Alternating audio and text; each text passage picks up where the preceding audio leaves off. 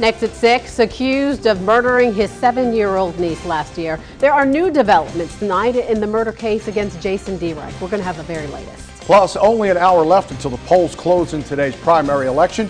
We'll show you how turnout has been so far and what issues election officials have been dealing with. Hey, rain chances tonight, maybe even some thunderstorms. Then we're going to get pretty chilly tomorrow, but you'll like how this week ends. I'll tell you all about it coming up.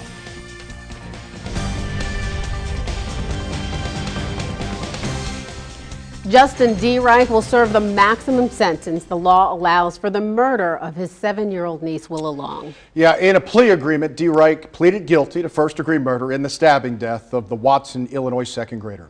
ABC News Channel 20's Christina Mueller brings us the details now from the Effingham County Courthouse. The Effingham County State's Attorney says that the evidence against D. Reich was overwhelming, and they finally struck a bargain last night. This means he'll serve a natural life sentence in prison with no possibility of parole. He pled guilty because he was guilty. Just 7 months later, the man who murdered the little red-headed girl from rural Effingham County is brought to justice. Willow Long's 22-year-old uncle pleaded guilty to her brutal murder.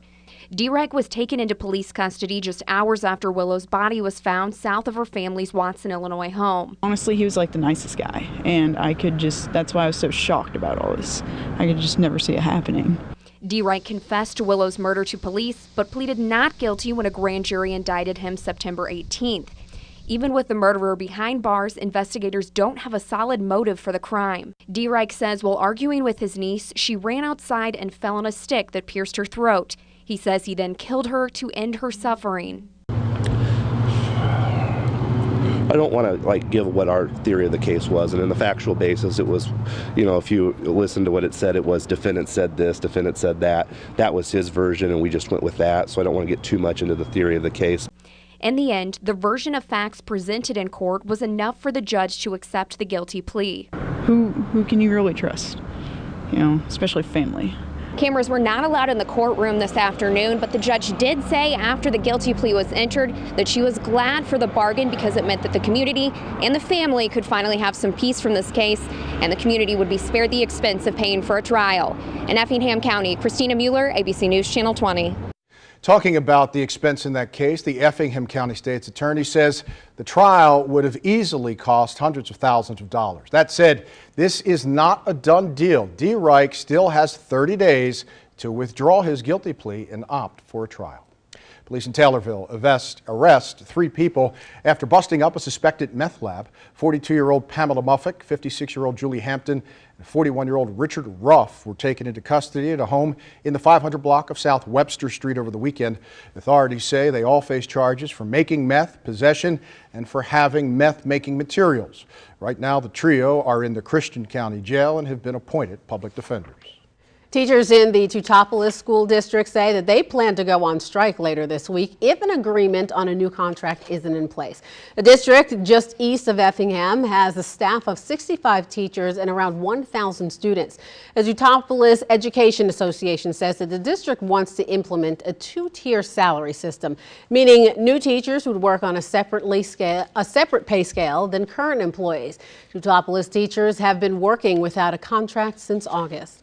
Officials with the Illinois State Police say that 2 southwestern Illinois firearms inspectors have been improperly certifying people trying to get concealed carry permits. Nearly 100 students who were taught by the pair in St. Clair County will have their training invalidated and their applications denied. Now, there are more than 2,700 firearms instructors certified to teach safety classes as part of the concealed carry law. ISP officials say that the instructors were given certificates to students who had not completed the required 16 hours of training. ISP's findings have been turned over to the St. Clair County State's Attorney. Well, primary day in Illinois so far running smoothly in Sangamon County, according to election officials. Although turnout is usually low in most areas, some places are seeing a spike in voters. Indeed they are. Polls close in less than an hour. However, if you're in line to vote at 7 p.m., you'll still be able to vote. That said, ABC News Channel 20's Brett Baldick joining us live from outside the Sangamon County Election Office with more on voter turnout. Hey, Brett. Well, Vince, election officials say the nice weather played a key role in voter turnout, keeping it on par with past primary elections. Now, polls did open at 6 this morning. According to the Director of Elections for Sangamon County, most areas are seeing a 10 to 15% voter turnout. That number is higher in areas such as Rochester and Sherman, where local referendums are also on the ballot. So far, it has been a smooth day. The Sangamon County election voters not knowing where their polling place is. We've had some few calls with people electioneering. There's also some people that are getting circulating petitions, I guess, for a constitutional amendment, and some voters have been concerned with that. Sangamon County Director of Elections, Stacey Kern, says those petitions are legal under state election laws. For those who may still be looking for their polling place, we provided a link for you on our website at WICS.com. Now, you'll remember election officials are expecting a rush of voters within the hour from people who are getting out of work. And as I mentioned earlier, if you were in line at 7 p.m. when the polls close, you still will be able to vote. Maggie. Yes, well, Sangamon County election officials say that primary day turnout usually hits around 18%. Well, there are several high-profile races that we're keeping an eye on tonight. One is the race for Sangamon County Sheriff, where two men are vying for the Republican nomination. Current Undersheriff Jack Campbell and retired Lieutenant Wes Barr. ABC News Channel 20's Mike Brooks joins us from Barr's campaign watch party with more for us tonight. Mike. Well, we're here at the Route 66 Hotel and Conference Center. This is the site for Wes Barr for Sheriff victory party tonight. And we spoke with Barr earlier on the phone. He tells us that today was a good day and that he's very excited. And he thinks his campaign did a good job of getting his vision for the future of the sheriff's office and getting that message to the voters. He says he's excited at the opportunity to serve and do things like increase veterans testing for jobs and his proposed Triad senior program. Now, Wes Barr hasn't made it into this party yet, but he tells us he's planning on being here most of the night. This doesn't kick off till 7, but we've already seen many of his supporters come in here. Reporting live in Springfield, Mike Brooks, ABC News Channel 20. Well, Wes Barr faces some stiff competition from fellow Republican Jack Campbell. He's the current face of the department, holding the title of Undersheriff under retiring Sheriff Neil Williamson. Well, up until tonight, this race has been neck and neck. We continue our election coverage with ABC News Channel 20's Chantel Middleton. She's live in Springfield, where Campbell is hosting his watch party tonight. Chantel. The party is right here at Abe's Hideout on South Dirksen, and by 10 o'clock tonight, we expect to know who walks away with this on the Republican side. Undersheriff Jack Campbell just told me a few days ago that he is ready for the primary to end so he can get back to serving the people of this community. The watch party starts at 7, although there are already a few people here. Now, let's talk about Democratic challenger Jeff Regan. As a write-in candidate, Mr. Regan needs 360 votes to have his name on the ballot in November. If he doesn't get that, it appears he can still run in November as a write-in candidate on the ballot. But I've spoken with people in the Democratic Party, and they expect that he will get every one of those 360 votes he needs. We're live in Springfield. Chantel Middleton, ABC News Channel 20. Hey, well, we saw some sunshine today and nice temperatures, but the winds have been strong. They're still strong outside right now, and you can see some sunshine still out there as we're waiting for our nice sunset tonight. But clouds will roll in here later tonight. As you look out to the west, there's a little light rain as well. So a rain chance here later this evening, maybe a thunderstorm. That will continue into the overnight hours. No severe weather expected. Temperatures, though, pretty pleasant. In the upper 40s in Mattoon, but 57 out in Jacksonville. Tomorrow's going to be a colder day. It's going to be windy again, and it looks like a pretty chilly day for the last day of winter tomorrow, although we're going to warm up nicely later this week. More on that in just a moment. Well, as spring starts to set in, the chances for severe weather start to grow. Tonight, we're inviting you and your family to Southwind Park for our annual Severe Weather Preparedness Seminar. Storm Team 20 meteorologist Joe Crane joins us live from Southwind Park to tell us more about tonight's event. Joe? Well, Rick, as spring rolls around, so does the heart of the severe weather season. And of course, Storm Team 20 and County Market want to prepare you and your family to stay safe when severe weather strikes by being prepared before it does strike. To that end, we've got our Severe Weather Preparedness Night coming up tonight, 7 o'clock, Aaron's Pavilion in Southwind Park. A number of special speakers to prepare you and your family to stay safe, including the folks from the Federal Emergency Management Agency with us from the Region 5 office in Chicago, Mary Dean. And Mary, you've got a special event coming up in April that FEMA's planning nationwide, the Prepare-a-thon. Tell us about it. Well, thank you, Joe, for inviting FEMA to participate in this wonderful event tonight. And yes, America's Prepare-a-thon is a twice yearly campaign to build national resilience. And everyone's used to FEMA saying get a kit, which we think is great. Everyone should have a kit, get a plan. We certainly hope that everyone has a plan for what they're going to do for themselves and their families in a disaster. But this entails so much more. This is actual discussions and drills that we would love people to have with their families to actually discuss what their hazards are and to discuss this in their workplace and what would they do if a disaster happens, because there are so many disasters, so we must prepare to be able to handle that and keep our families and our communities safe. Of course, we'll learn more about Prepare-a-thon coming up tonight at 7 here at Aaron's Pavilion, Southwind Park. But one key thing that people can take away tonight, what would it be when disaster strikes? Absolutely. There is one. People want to communicate with their loved ones in a disaster. And the best thing to do is when people pick up their cell phone to find out where everyone is at the cell phone, they can't get a call through. Text. Teach your loved ones to text 4 letters. Are you okay or I am okay?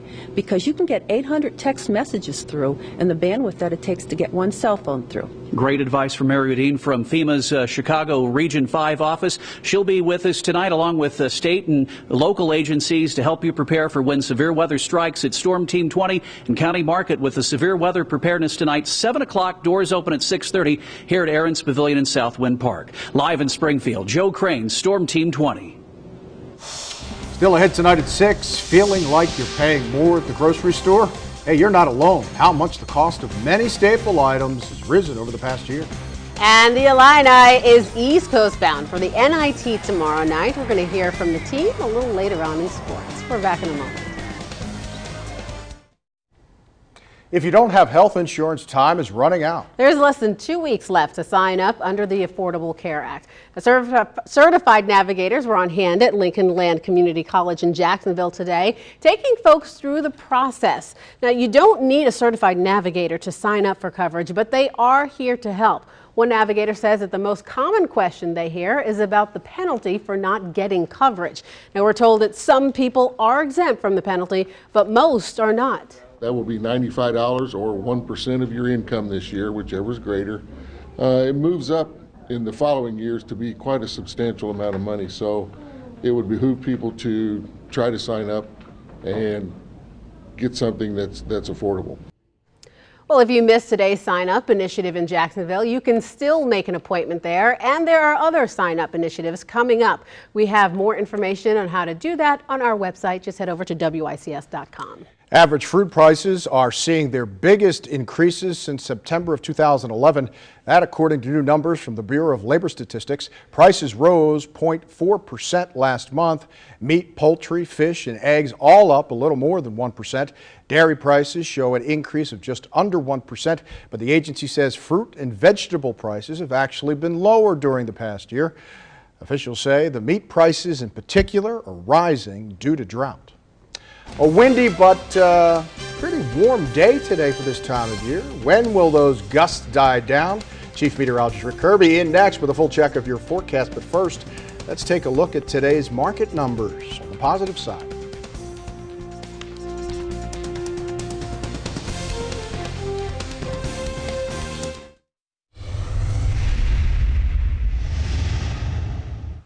Hey, it was a nice day today, although it was windy. Temperatures pushed 60 degrees, and we still have some sunshine out there right now. That's the Prairie Hard Cam looking pretty good there. Now, clouds are going to roll in here later tonight. Low pressure, this very strong area of low pressure that's created the winds here today, is going to track our way, spreading some clouds here. And later this evening, maybe some light rain, maybe even some thunderstorms. So don't be surprised if you hear some rumbles of thunder later tonight, even into the overnight hours. No severe weather is expected, and we don't expect to see a great deal of rain. And in the colder air to the north of this warm front, it is snow falling. This is accumulating snow, making for very slippery travel to our north and northwest tonight. Here, it's just wind and eventually some rain and some storms. As we look at central Illinois right now, it's a mostly clear sky for a good part of the viewing area, but those high clouds sliding in from the west, so that'll be the trend here tonight. Temperatures right now, upper 40s to low and mid, and even some upper 50s, so that's pretty good. It is windy. Winds right now are pretty brisk here. You can see the 24-hour temperature change thanks to those southerly winds,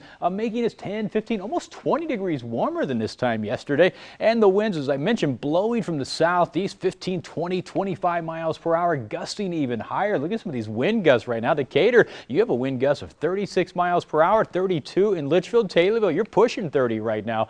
So it's a breezy evening outside as we speak right now. 58 degrees currently out at the airport in Springfield. 34 the overnight low last night. 53 and 33 are your normals. There's low pressure right there. Notice the isobars in here again indicating windy conditions. This is the warm air sector with a warm front to our north, a cold front to our south and southwest. Behind it, colder air that moves in here tomorrow. So here come the clouds and the rain chances tonight. You can see the best chances of rain stays across northern Illinois. In the colder air, that's where the snow is as well. Tomorrow, we may start out with some clouds, and the clouds hold on for a good part of the day. It's going to be windy behind us as well tomorrow. Winds 30, 35 miles per hour perhaps. High pressure eventually clears out those clouds, setting up a nice Thursday and a nice Friday as well. So after a not so great last day of winter tomorrow, Thursday, the first day of spring, brings us pretty good weather, and so does Friday. All right, tomorrow's highs only in the upper 40s with winds. It's going to be a chilly day. Tonight, we're looking at 44 for the overnight low, mostly cloudy skies. Some light rain developing later, maybe some thunderstorms. 47 for that high tomorrow. There's the 7-day forecast. 60 Thursday, 68 on Friday. A slight rain chance Friday night, then a cooler weekend. All right, Rick, thanks very much. Sports Director Donnie Tillman here, just an hour away, little more than an hour. The biggest game of the year for Lincoln. That's right. I mean, I'm excited for the Railers are excited for the battle for a trip to Peoria tonight in the Springfield Super Sectional. We'll preview their matchup next in sports.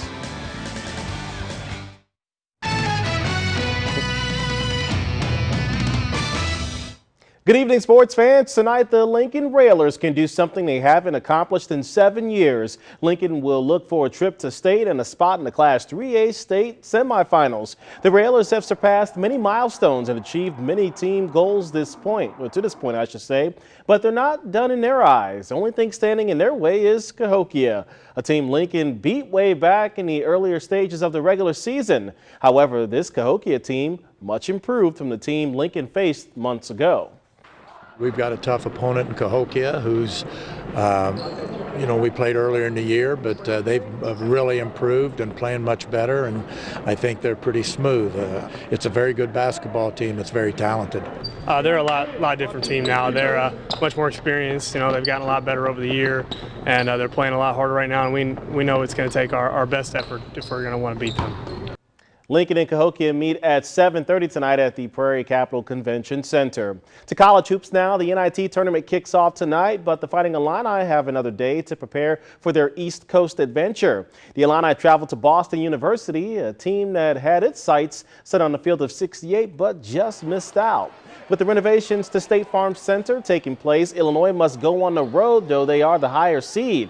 But with the way the Illini has played the last few weeks on the road, the team says being the visitor is not a problem at all. In terms of road trips, we've certainly exemplified being road warriors here late in the year. We've played some good basketball on the road. I think our guys feel very comfortable with our routine away from home, and we're just going to stick to what we normally do. We've been playing real good on the road, and we're confident in ourselves. We're confident in what we can do. So, we ain't got no lack of focus, lack of confidence. So, we just going to attack it like we have been attacking on lately. Illinois and Boston U tip off tomorrow at 6. Plenty of NFL free agency news today. The St. Louis Rams reportedly met with former Bears free agent defensive tackle Henry Melton. He's coming off ACL surgery 5 months ago. The Chicago Bears made a few moves today, signing D-tackle Israel Adonijah to a one-year deal. The Bears also are expected to release wideout Earl Bennett, who declined a pay cut. And Chicago also remains in talks with defensive back Sherrick McManus, while former Packers wideout James Jones agrees to a one-year deal in Oakland. That's your look at sports. We'll be right back. Hey, Rick's back with a pretty nice forecast up until Friday. Yeah. Tomorrow's going to be cooler. It's going to be windy, 47 for the high, but Thursday and Friday look great. Sunshine for the first day of spring on Thursday with a high of 60, 68 on Friday. Friday's going to be really nice, but a chance of rain Friday night, maybe a mixed-in snowflake late Friday night, and then a cooler weekend, as you see there, with temperatures in the 40s. Saturday and Sunday will stay in the 40s, Monday and Tuesday. We may finish the month of March below normal, so be ready for that. All right. Well, not stealing your thunder, Donnie. What's coming up tonight? Well, just as we heard, Lincoln taking on Cahokia in the Springfield Super Sectional. We'll have, of course, highlights and reaction later tonight at 10. All right, sounds good. Thank you so much for watching tonight. Hey, don't forget about election results, too, tonight. We'll see you on Nightside at 10.